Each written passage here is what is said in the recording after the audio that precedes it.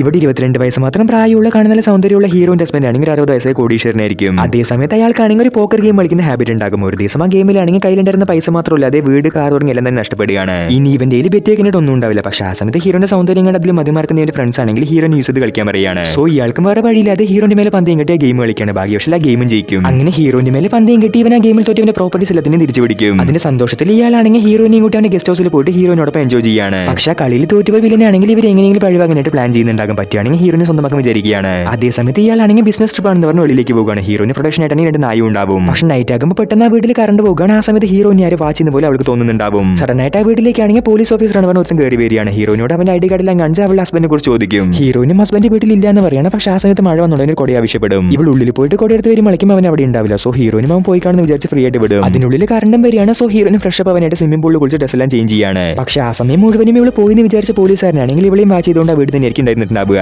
Actually ഹീറോനെ വീട്ടിലിരിക്കാൻ ഇഷ്ടമൊന്നും ഉണ്ടാവില്ല. അയാൾ കല്യാണം കഴിച്ചാൽ വേറെ വഴിയില്ലാണ്ടായിരിക്കും. ഹീറോന്റെ അച്ഛനെ കോടീശ്വരനോട് വാങ്ങി കടം തിരിച്ചു കൊടുക്കാനായിട്ട് പറ്റിയിട്ടുണ്ടാവില്ല. ആ സമയത്ത് ഹീറോനെ കാണുന്ന അയാളാണെങ്കിൽ പൈസയ്ക്ക് പകരം ഹീറോനെ കൊണ്ടുവരികയാണ്. ഇവൾ അയാളുടെ കയ്യിൽ നിന്ന് എത്ര രക്ഷ അവിടെ നോക്കിയിട്ടും പറ്റിയിട്ടുണ്ടാവില്ല. പക്ഷേ ഇപ്പോഴാണെങ്കിൽ ആ വീട്ടിൽ ആരാണ് അറിയാത്ത ഒരു പോലീസുകാരനും ഉണ്ടാവും. ഇവളെ കുറിച്ചുള്ള നിങ്ങളുടെ അഭിപ്രായം കമന്റിൽ അറിയിക്കുക. വീഡിയോ ലൈക്കും ചെയ്യുക.